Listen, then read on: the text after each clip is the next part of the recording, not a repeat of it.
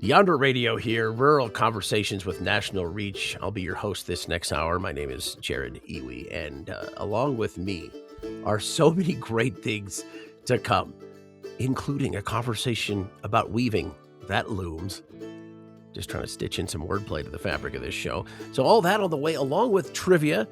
This has to do with a giant salamander and a little-known baseball league. I love this story. That's all on the way with Yonder Radio. And now, from the daily Yonder newsroom, fresh from chopping up 1,000 different headlines for the consumption of the masses, it is the daily Yonder news editor, Jan Petolsky. What do you bring us today? Good to be with you, Jared. We're starting with NPR News, Minnesota Public Radio News, and the report on the Trump administration massive reorganization of the U.S. Forest Service. Now, what that means for Minnesota is that their office in Grand Rapids, leading some of the most recognized international research on impacts of climate change, will be closing, along with the total of 57 research facilities across country. Now, those research stations will be consolidated under a single Forest Service research organization, and they will be based in Fort Collins, Colorado. And now news from the Department of Homeland Security, pushback from Republicans on immigration policy, huh? Correct. State's Newsroom brings us this report saying that DHS has faced an increased pushback from Republicans in its drive to scale up immigration detention and deportations.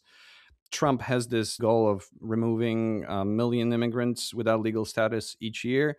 And so, in order to accomplish that, DHS is trying to acquire and turn old warehouses into detention centers, most of them in rural areas. Two prominent examples of opposition come from Mississippi, from Senator Roger Wicker, and from Tennessee, from Senator Marsha Blackburn. They both managed to block some of those projects. The fear being that not only will those facilities overburden rural infrastructure, but that they actually suck out incentives for other business from the area while bringing workforce from outside. The mighty beast NIMBY shows up as strong as ever in local and national politics. And then electric vehicles. What is this story? So, Anthropocene Magazine, wow, I'm Polish, okay. So, Anthropocene Magazine brings us this report. They wrote about a new research from Georgia Tech claiming that state and federal regulations designed to increase adoption of electric vehicles could actually result in lower gas prices and lower household energy bills.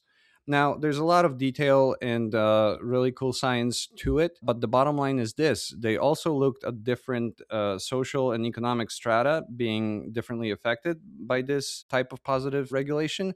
And it turns out that low income households could actually benefit the most, saving up to 6.6% on energy overall. Well, thank you for letting us know what's up. What's up? I was hoping you'd get a charge out of that. Jan Petolsky, news editor in the daily Yonder newsroom. Thank you so much. Thank you, Jared. Always happy to chat.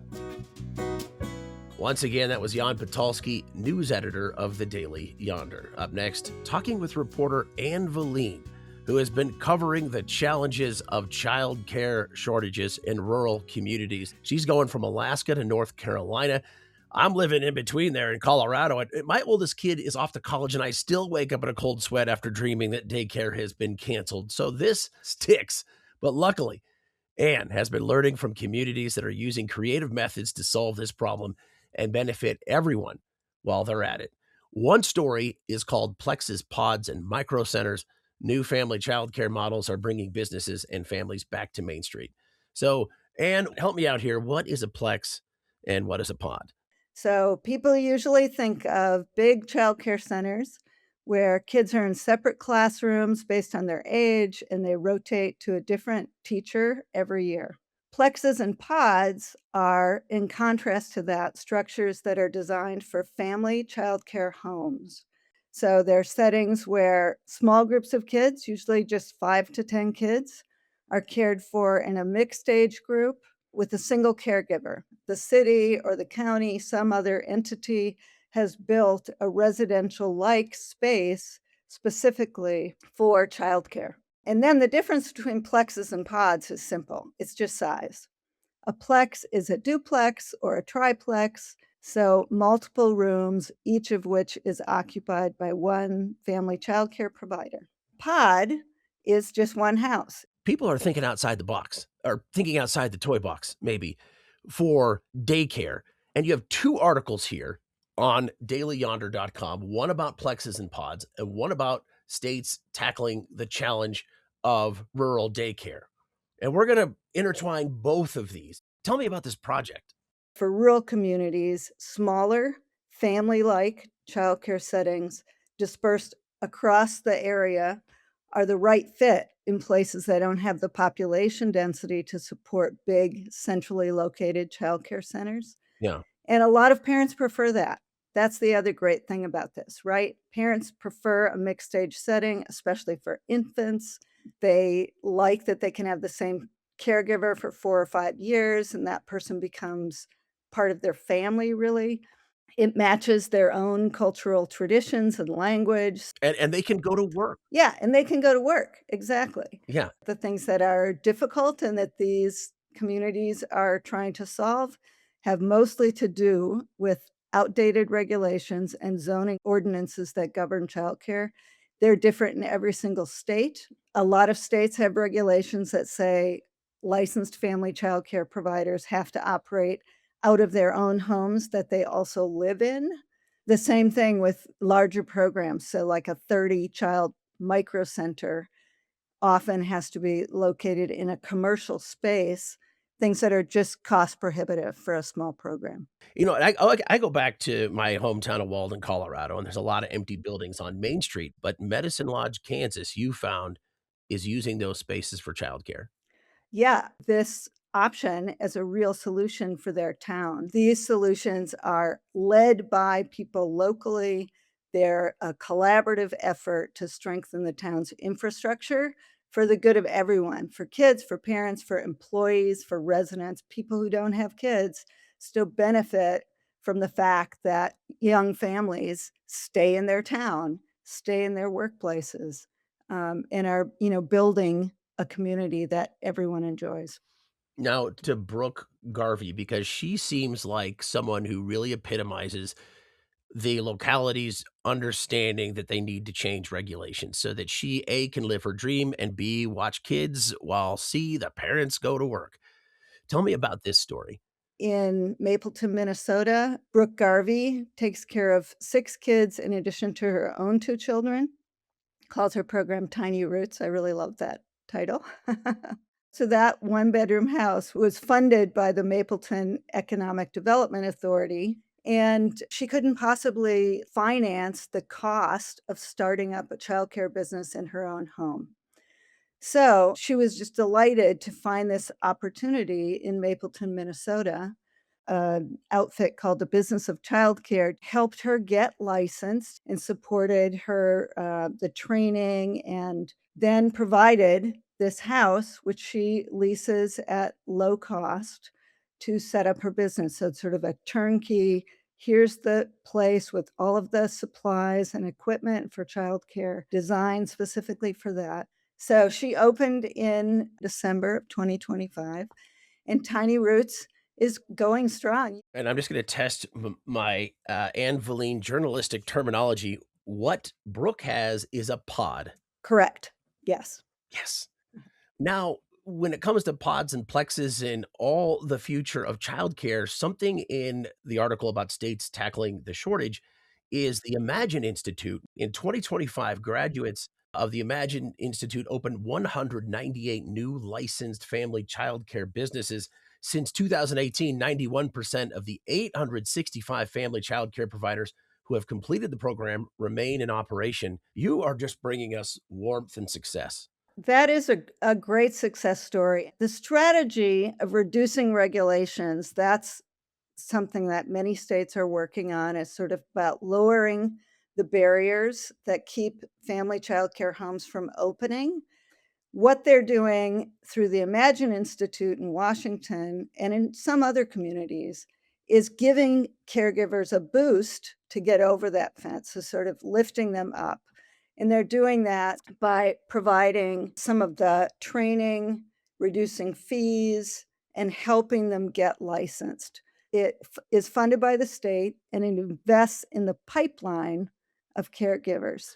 Anne Valine, thank you so much for your work, and I know you will be continuing this work.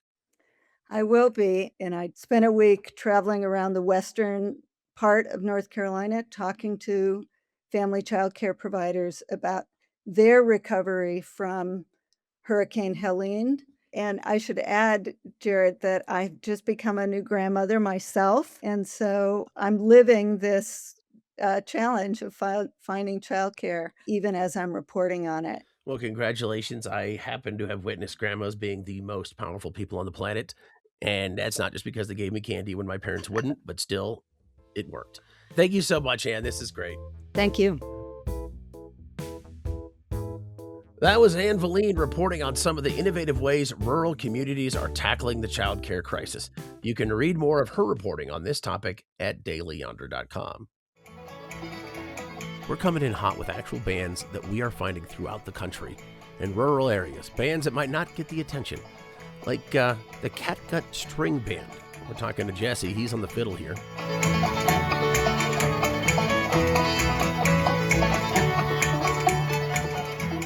My name's Jesse Carr.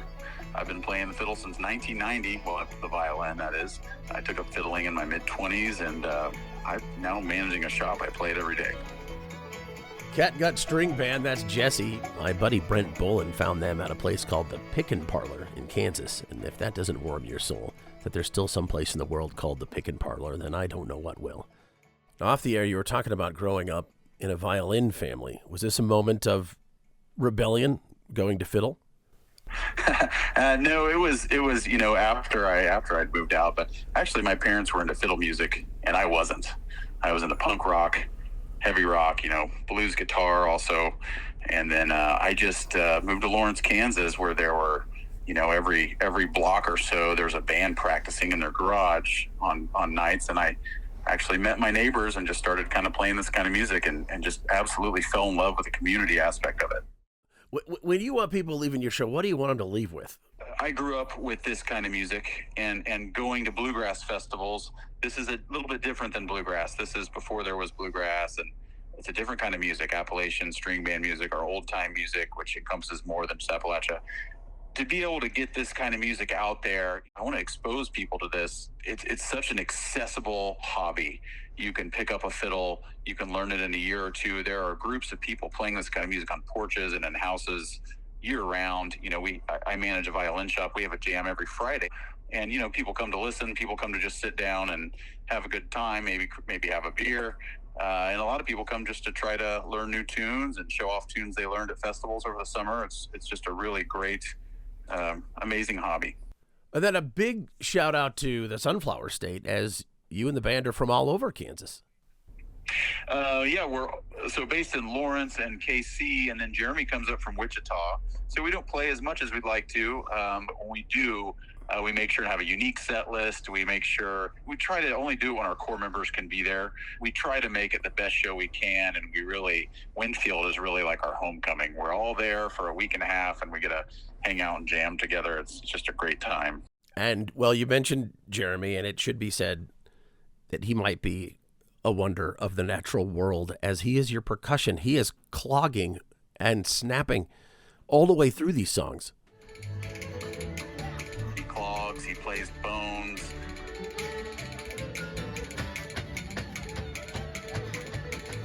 He's an amazing percussionist, amazing dancer, and I feel like we wouldn't be what we are without Jeremy Blaze. He's a really special part of the band, and a lot of people come and just stare at his feet the whole time. So there it is, the invite you've been waiting for to go out into public and stare at someone's feet. It is impressive. Not that I want to send you to the big spam magnet that is Facebook, but that's where you can find the Catgut String Band. We're thrilled to expand their distribution at Yonder Radio, and we will be playing another song from them later. And now it's time for our first trivia clue. We'll give you 3 clues throughout the show and then reveal the answer at the end. Here's the first clue. The answer to this week's trivia question is the largest salamander in the Americas. Now, this is ridiculous, which could grow up to 30 inches long and weigh up to 5 pounds.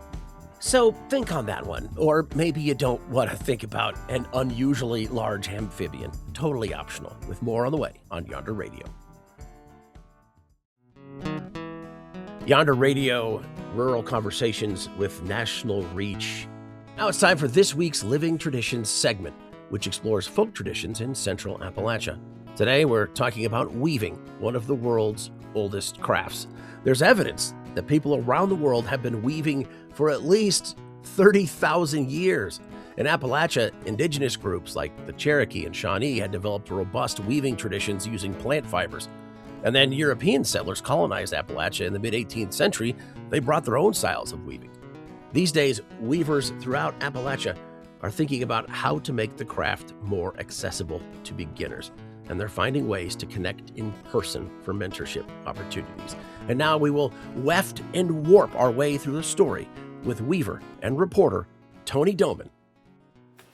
In Kingsport, Tennessee, the Overmountain Weavers Guild is hosting the final day of their Intro to Hand Weaving course. The course takes place each August, and this year there's about 15 students, ranging in age from 12 to over 70. Guild member Marita Schwartz welcomes everyone to class. That way. But I know from sitting here that what you most want to do is go to your loom. So we're going to let you weave for a while. Marita is a seasoned weaver and one of the instructors. Happy weaving this morning. Go ahead. The loom is the primary tool in weaving. It holds a vertical set of threads under tension. Using foot pedals, the weaver can separate those threads to create an open space called a shed. Then the weaver uses a small device called a shuttle to pass another thread back and forth. This creates a pattern of interlocking sets of threads that eventually results in a piece of cloth. I've been in class all month. I started weaving 2 years ago and wanted the chance to grow my skills in person. Today, Marita's helping me with the finishing touches on a table runner that's fresh off the loom. Hold it. Pull these out. We're creating the fringe on each edge of the table runner by twisting and tying together the loose threads. Some of those loose thread ends are tangled. Oh, so I got a big knot over here. That's okay. That's part of your hemstitch. That'll help us. Okay. Louise Nuttall is a former guild president. She joined the group as a fiber producer and found a community of like-minded weavers. She says the Overmountain Weavers Guild started over 50 years ago. It started in 72, essentially because a young, aspiring fiber artist was bound and determined to learn how to weave. That young, aspiring weaver was Claudia Lee. She connected with an older, established weaver in the Kingsport area named Persis Grayson. Claudia and a few others decided they wanted to learn from Persis. And Persis said, well, okay, we can meet at my house. And so the guild started with like 8 people sitting around in Persis Grayson's living room. Today, the guild is a place where fiber artists from around Northeast Tennessee and Southwest Virginia gather to share information on all things weaving. They host monthly meetings and workshops about different fiber arts. It's become an important source of community for artists in the region. The group has more than 80 members. However, Louise says there's a key limitation. To be fully active in the guild, you have to be available to come to Wednesday morning meetings. She says it makes it tough for younger folks with full-time jobs to get involved. Most of the active members are retirement age. The guild hosts this month-long class on the weekends to better accommodate people's work schedules. You don't have to be a member to take the class. The in-person format has helped inspire a new crop of weavers. When I started weaving, I expected to like it, but I've enjoyed it so much more, and every new thing I do, I just get so excited about. Mark Archibald is from Marion, Virginia. He took the class last year, then joined the guild and returned this year as one of the instructors. He says learning from other people in person has been invaluable. You learn so much more from others, and you learn by doing things and making mistakes, but you've got to have others, and every time I'm around another weaver, I'm trying to look over their shoulder and see, how do you do that? In addition to creating opportunities to learn in person, other weavers are focused on making the craft more accessible to younger learners. One of those people is Erin Miller. She's the director of weaving at Berea College in Kentucky. Erin's in her 30s and has been weaving for the past 16 years. I'm on the board of the Handweavers Guild of America, which is primarily older hobby weavers. And that's changing. And part of the reason that I'm on the board is because I'm really interested in seeing that demographic change. And Erin is seeing that demographic change. Most of her students are college-aged and come from diverse backgrounds. Erin believes we're in a period of revived interest in weaving here in Appalachia. She says it has to do with what's going on at a societal level. It feels like a really kind of chaotic and tumultuous time. And we as human beings are trying as much as possible to find joy in our lives. And there are a lot of people that find joy and meaning in physically making something. Deborah Prescott is a weaver and fiber artist based in Bristol, Virginia. She agrees with Erin that weaving seems to be a kind of antidote that people are seeking out in current times. It is interesting how people sense that, the connection to the past. And that gives a feeling of rootedness, which is something that we have so lost in our current way of life. About a year ago, someone connected me with Deborah, and she happens to live just 10 minutes from me. I started visiting her at her home, and since then, she's become my mentor. Deborah, what do you enjoy most about becoming my mentor in this craft journey? It has just really shown me how much each generation needs the other. That's the thing that you find is the older generation feels so lost when they realize that all of this knowledge that they have accumulated is now thought to be irrelevant. So to find someone who appreciates what you've learned, what you value, and wants to carry that forward, that is a treasure. For Living Traditions at the Center for Rural Strategies, I'm Tony Doman in Bristol, Virginia. Thank you, Tony, for this story on the craft of weaving and groups like the Overmountain Weavers Guild. And I think a loom could really tie this room together. So thinking about moving some stuff around. But before then, here's another song from the Catgut String Band, our musical feature for the week. This one is called Bravest Cowboy.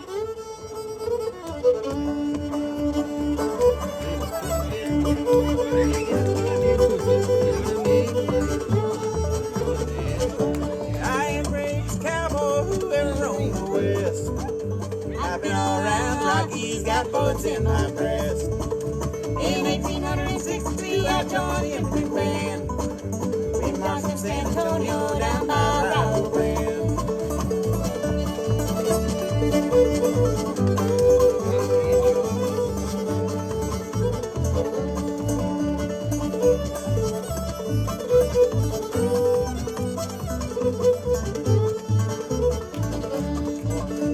I went out on prairie, I learned to throw the line. I did not pocket money, I did not dress so fine.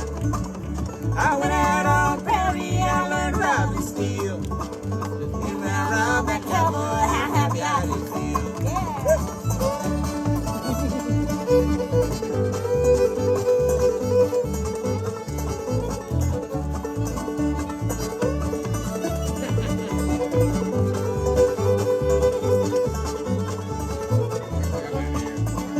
I wear wide rim high hat, my saddle too is fine. And when I courted a pretty girl, you know I called her mine. I put her for beauty, for love was in vain. They took me down to Dallas Fort with all the tea.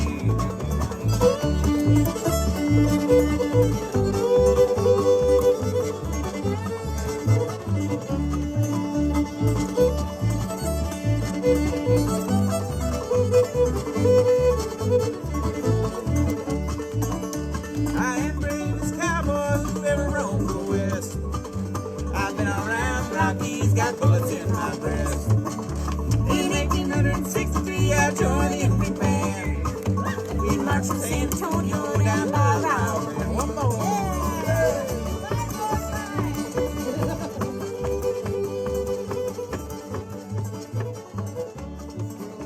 Once again, that was Bravest Cowboy from Catgut String Band, and they have incredible shirts. If you find them on Facebook, if you get through all the madness of that spam magnet, you will find their cool swag. And now we're going to learn about some history from Daily Yonder contributor Kim Cobersmith. She tells us about the Rosenwald schools, a system of nearly 5,000 schools built to educate African American students in the South. Today, approximately 500 remain, including one in Berea, Kentucky, where Kim lives. Photographers, advocates, and academics are working to preserve their history. I want to know more about the Rosenwald schools. What could you tell us? A Jewish man by the name of Julius Rosenwald, who was a philanthropist and the head of Sears Roebuck and Company, partnered with Booker T. Washington of the Tuskegee Institute, who was a leader in education for African Americans. And the two of them really were identifying a problem of the time, which was in the early 20th century, that there were rural Black kids in the South that did not have access to education. They either had no school or they were inadequate schools. And so they came up with a self-help program that if the communities were able to find land and raise some of the money themselves and also get a commitment from the school district that they would maintain the schools, Julius Rosenwald would then give them the funds to construct the schools. And so it was a real partnership with communities. How is it that we do not know, and maybe it's just me, it could be me, I wouldn't be shocked, but how do I not know more about 5,000 schools constructed in the 20th century? A big reason is that none of them have the name Rosenwald on them. He wasn't about getting his name out there. He was really about helping the communities. And so you can't even always tell a Rosenwald school is a Rosenwald school because it looks a lot like any other school that would have been built about the same time period. There are people who are researching to figure out whether schools are actually Rosenwald schools as opposed to just being one built at the same time. And so that's one piece. And once schools were integrated in the South, a lot of them kind of fell by the wayside and weren't taken care of for a number of years. And so a lot of them have fallen down. Only about 500 are still standing. It was in 2002 when the National Historic Trust identified them as one of the 11 most endangered historic places in the U.S. And that kind of awakened people who knew about them to think about how we might preserve their history. For example, the one in my hometown where I live has a historical marker. So there are a fair number of them that have become historical buildings, and on the National Register of Historic Places is one of the tools people are using to help preserve them and raise awareness about how important it is to get them preserved. And you were able to talk to some former Rosenwald students. Yes, I talked with Essie Thomas, who taught and went to school at the Merritt School in Alabama. And so the interesting thing is she didn't even realize it was a Rosenwald school or what that meant until she was in college herself and learned about them. And then you run into Andrew Filer. Mm-hmm. He's trying to catalog the history. Is that what he's doing? Yes, he's written a book and done the photography for it. It's called A Better Life for Their Children, Julius Rosenwald, Booker T. Washington, and the 4,978 schools that changed America. And he took pictures of 105 of the surviving schools and also talked with students and teachers that grew up going to the schools. And I see there's communities working to preserve their Rosenwald schools. Mm-hmm. Did you feel a connection as to why together you were working to tell this story? It's a real story of hope and partnership, and I think that of optimism. I mean, that one person who made, a difference in what's kind of a small way, but also inspired them and the people in the communities to join together and to have such a big impact on the educational opportunities for thousands of African American students in the South. By 1928, 1/3 of rural Black Southern students were educated in a Rosenwald school, and that include people like poet Maya Angelou and Congressman John Lewis. The one you live near, is this a classic one-room schoolhouse? How would you describe it? It is not one room. It is actually brick, and it was 2 floors, and so it had a couple different rooms. So they designed a couple of basic buildings and then shared those designs out based on what the needs of the communities were. So some were 1 room, some were 2 room, and then especially as time went on, they got to be a little bit bigger. That's funny. That's very Sears Roebuck. You could buy a house from their catalog at one point. Yeah, so here's your blueprints. We have 2 plans. Exactly. They were. Yeah, we got the bronze package and the gold. And these were nice schools. I mean, they had big windows, light came in. I mean, they really tried to make that was probably the Sears Roebuck, stamp of similarity between the buildings. But they tried to make them places that were good places to learn, and they weren't second class. Education was important for everybody, including these students.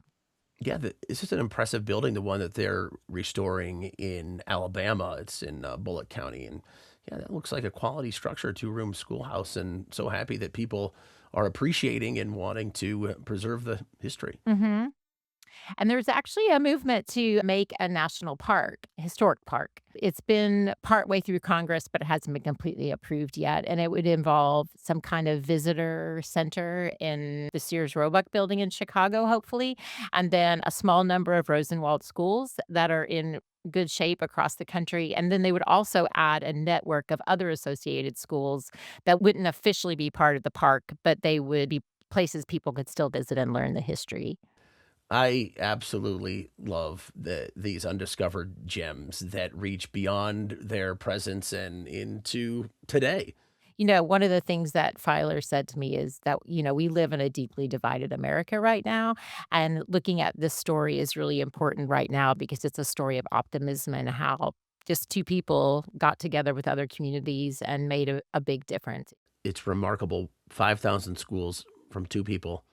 Just the plans they put out there, how they got the community involved. Yeah. There's a blueprint here for some more history to be made. Thank you so much for bringing this story. It is awesome. Thanks, Jared. That was Kim Kobersmith on the history of the Rosenwald School Program, which transformed America's educational landscape in the first half of the 20th century. You can find more of Kim's reporting on dailyyonder.com. And now it's time for our second break. But before we leave, we have a little souvenir to give you. Yes, our second hint for today's trivia. Now, you may already know, if you were listening earlier, that we're talking about the largest salamander in the Americas. It goes by many names, including Allegheny alligators, devil dogs, and my favorite, snot otters. They aren't pretty to look at unless you're into wrinkly, mucus-covered skin. But they've definitely got the ugly cute thing going on. So after this break, we'll hear about America's favorite pastime as it was played in rural central Kentucky in the late 1940s, and then some musing from a guy living his best life in a van, and then we're going to get to the answer to the trivia. That's all coming up on Yonder Radio. This is Yonder Radio, Rural Conversations with National Reach. My name is Jared Iwi, and I'm so excited to bring this conversation to you from Willie Hyatt. You see, it's baseball season, and you might wonder, like some do, how is it our national pastime? Well, it's stories like what Mr. Hyatt brings us today. He teaches Latin American history at Long Island University, but it's those stories from his father, who played in the Tobacco League, a baseball circuit that took shape in Kentucky's small towns and rural counties from 1949 to 1951. His father doubled as a shortstop and an avid photographer for the Wildy Rockies, and documented his time playing in the league. Through my years of education, every history teacher had their thing. Is baseball your thing? It is not. However, after my father died in 2012, I had grown up surrounded by Tobacco League mythology and folklore. I was immersed in the stories that he told about the Tobacco League, and this was one of the most special periods of his life. But I was also surrounded by the material artifacts, the heavy hickory bats, the gnarled gloves. He had the original scorebooks, just really cool trophies, and also the wool uniform. Nothing says suffocating in summer like a wool uniform in Kentucky. That's correct, and my dad joked that the Wildy Rockies were the hottest team in the Tobacco League. Willie Hyatt here writes an incredible story at dailyyonder.com, America's pastime in small-town Kentucky, remembering the Tobacco League baseball tradition. So what was the Tobacco League, and how do we not hear more about this? So the Tobacco League was an amateur adult baseball league that ran in various iterations between 1949 and 1955 in central Kentucky. And there were teams in Madison, Fayette, Rockcastle, Clark, and Estill counties. And play was suspended in 1952 because of the interruption due to the Korean War. Teams would play a 28-game schedule that largely paralleled the Burley tobacco season in Kentucky. Teams had to pay the onerous entry fee of $7. Did the players get paid, or were they just paying? No. This was just pure amateur baseball. Outside of Lexington, Richmond, and Berea, the bigger towns and cities, there were a number of just wide places in the road that little communities that put together teams, and many of them literally played on farmland or in pastures. The field where the Wilde Rockies played was owned by my grandfather, W.L. Hyatt, and it doubled as a pasture during the week, and then it became a buzzing baseball diamond on Sundays. Eventually, the team built bleachers, and as many as 200 people might attend. The players were just country boys, had been working on the farm, living in these rural areas. My dad tells the story, on the Rockies home field, there is a small creek that at that time ran parallel to the first base line. And when a foul ball would be hit and landed in the branch, they would get a kid to retrieve the ball, and they would throw the ball back into play and use it, waterlogged and all. Just fish that out of the river, son. Don't get bitten by anything. Just go get the ball. That was Tobacco League baseball, right? That's amazing. And while this was, the most exciting time of my father's life, I think, the 3 years that the Wilde Rockies played in the league, he had a really good sense of humor about what the league was about, and he was really self-deprecating about the quirks in the league itself. Well, he has a great eye. Here he is doubling as shortstop and photographer. In these photographs in the article, you could see that in this post-World War II, probably slightly depressed era in the South, this means a lot, and your dad captures that. He grew up in Wilde. It's a tiny little railroad community in Rockcastle County, about 10 miles south of Berea, and he had what he would consider an idyllic childhood. He was born in 1928. Dad once joked that continuity was sort of the norm in life. He said he, as a child, only remembered one pastor, Brother Peel. He only had one teacher, Ms. Barnes, and he said he only had one president. It was FDR, who served 4 terms. And so I think that he really relished his childhood, and I think probably later in life really romanticized growing up in the Depression. So when he bought his first camera in the late 1940s, the camera that he used was a Mercury II. Taking a good picture with a Mercury II required a little bit of skill, a lot of luck, and just pure divine intervention. It did not have a focusing mechanism. It had just a little glass opening, and so to get the proper focus, you had to just either measure the distance or step it off or just guess. Dad's batting average for in-focus photos was probably about the same as his batting average at the plate. I'm amazed that he got as many good photos as he did. I suspect that his impulse was to document life in Wilde, but also to go back and recapture or retrieve a bit of his childhood. Yeah, that's a question I wanted to ask you, because I love your dad's photography, but I also love your love of your dad's photography. I don't know if he meant to capture photos as historic as they are. What do you see when you look at these photos? He really wanted to convey this sense of continuity that had really given him a very warm childhood. When in reality, when I see the photos, I see something completely different. The photos were about baseball, but they allowed him to tell a different story that was about community and family and friends in this railroad community. The water towers from the L&N Railroad are often seen in the background. I see really tremendous change and upheaval, and to some extent even loss when I look at these photos. First, on a global level and on a national level, I mean, this was the Cold War. And the Korean War breaks out in 1950, right? That was the year that the Wilde Rockies won the regular season and the playoffs. The pitcher and catcher, Bobby Robinson and Kelly Fish, would end up leaving soon after to serve in Korea. And so when I see the photos, I don't see static history. Yeah, I look at them and it's as if they're slow motion. Like these people are in a purgatory between what they knew and what society is about to become. Mm-hmm. And then there's maybe unwitting social commentary with your Aunt June looking like she's either going to hit a ball or a boy with that bat. She's got fire. The one of June Hyatt Stevens, that's my father's sister, in the baseball uniform, has really been sort of a signature image of the collection.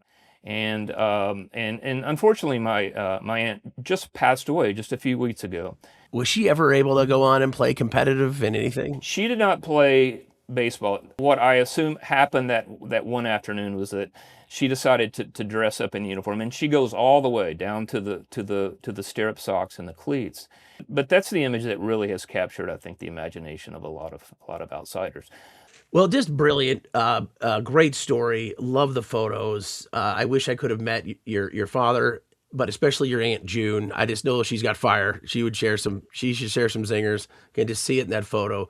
Your dad did a heck of a job with the Mercury too. I'm looking at a photo of her right now, and it's pretty much saying you're on your own there, pal. If I could time travel, if I could go back in time, I would go back to the 1930s and give him the best Leica camera that I could with all the film that he could shoot, and just say, preserve this and make sure that I get this in the future. I would say right now, you are putting us all in a time machine and taking us back to an incredible, otherwise not so heralded period of time. It was some incredible journalism. Thank you.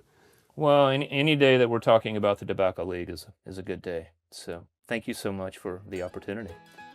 That was Willie Hyatt demonstrating the power of photographs and baseball. You can see those pictures and read the full story at dailyyonder.com. And now it's time to hit the open road with my old high school buddy, Clinton Harris. He's broken free from the Colorado mountains, and these days he tells tales of his experiences as a man in a van.